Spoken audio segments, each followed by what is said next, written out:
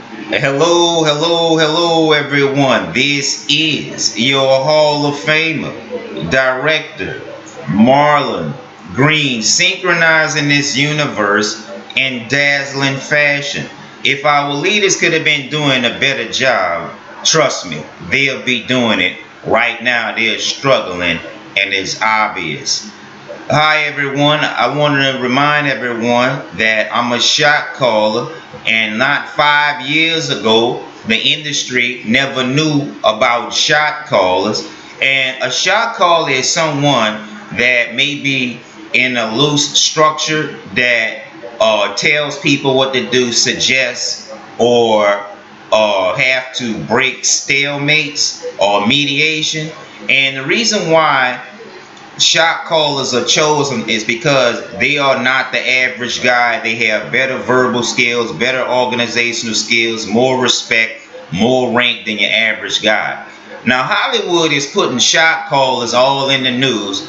The mainstream media is using shot callers to make money. We shot callers should stick together and make the mainstream media pay us for putting us in real shot caller positions in the movies, because if y'all giving shot callers position that's an unorthodox leadership position in the movies and not respecting us, they can tax, or we can get together and tax Hollywood, because Hollywood is making money off of shot callers, and the shot callers are in control of a lot of shit to make anything dealing with shot callers payable to shot calls. Okay, in other words, Hollywood, don't put no fake shot callers on television pretending to be a real a shot caller. Also, Michelle and Barack Obama, they took my ideas about putting real veterans in movies, but they forget about people like me with an honorable discharge. I want y'all not to worry about people like that. I've dismantled Governor John Bel Edwards' campaign, and I'm going to dismantle Mayor Cantrell's, because she's a mayor of New Orleans. The mayor is black. The city is 60% black. She serves white folks more than her black folks.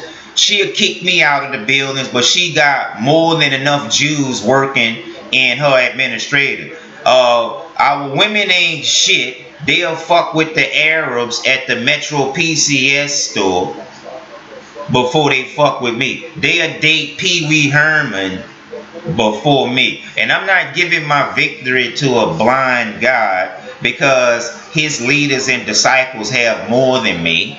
They got wives, they got property. I ain't got none of that shit doing their job. I'm not giving my victory to God. I'm not that stupid. And one thing that the white folks are not going to be able to do from now on is use spirituality to fuck over people. And if God gonna let this happen, then we don't fucking need him, because 400 years of slavery is enough, and you got about another 200-300 years of mental retardation. If they still praising you, I don't know why. All of these guys getting killed by the cops, killed by the environment, killed by all other kind of shit. You got extraterrestrials walking through the walls and shit.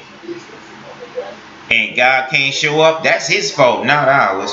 Now, going back to the shot calling and about the African nation, we're fed up with America and this bullshit. And I'm going to read this article, or at least some of it, to let you know what's going on. And I call this shot, and people don't like me, but they taking my ideas, and people of God supposed to be more respectful of my accomplishments, as they not. And that's why I'm not giving my victories to God, because he and his disciples are supposed to be doing a lot more than what they are doing now. April 3rd, 2019, members of the Black Alliance for Peace delivered about 3,500 signatures today, calling on the Congressional Black Caucus to hold hearings on the impact of U.S. militarization in Africa. Letters and petition signatures were handed to Congress Black Caucus Chairperson and U.S.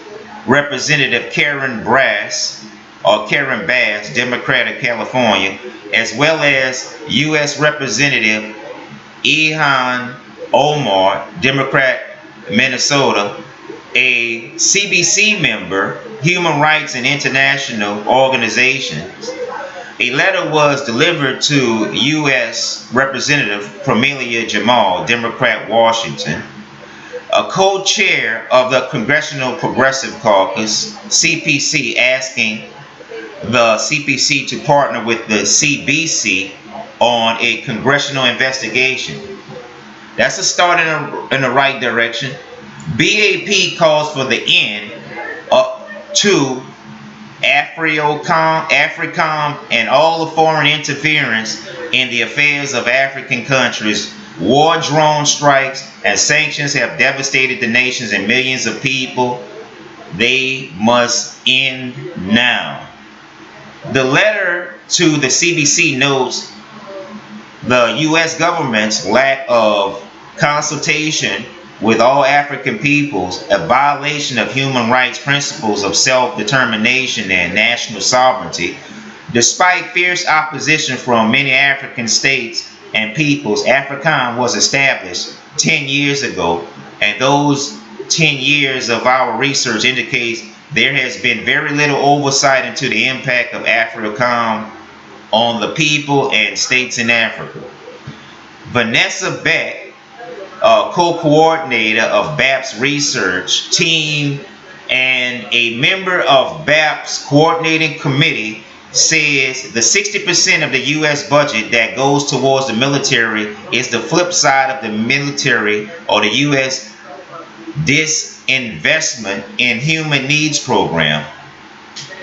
Whether we are thinking about mass incarceration, police exchanges with the settler colonial state of Israel, or transfer of military weapons on local and state departments, the most oppressed people suffer in genocidal conditions, Beck says. Let's read this again. We're going to start here. Whether we are talking about mass incarceration, police exchanges with the settler colonial state of Israel, or the transfer of military weapons to local and state police department, the most oppressed people suffer in genocidal condition, Beck says, just like apartheid Israel. BAP national organizer Ajamu Baraka says the CBC, Congressional Black Caucus, was once known as the anti-war conscience of Congress. Now they've been brainwashed and bribed. That's why they can't do a fucking thing. The collective voice of elected black leaders has been muted and overtaken by war drums. He says not one drop of working class and poor people's blood should feel the capitalist dictatorship, illegal wars abroad and in the United States. BAP kicked off the United States Out of Africa campaign October 1st, the 10th anniversary of AFRICOM. A second campaign will educate the public on a connection between domestic repression, terrorism, and U.S. wars abroad. It will be announced at BAP's second anniversary event, No Compromise, No Retreat, in the fight to end militarism and war, at 7 p.m. April 4th in Plymouth Congregational United Church of Christ, 5301 North Capitol Street, Northeast Washington, D.C.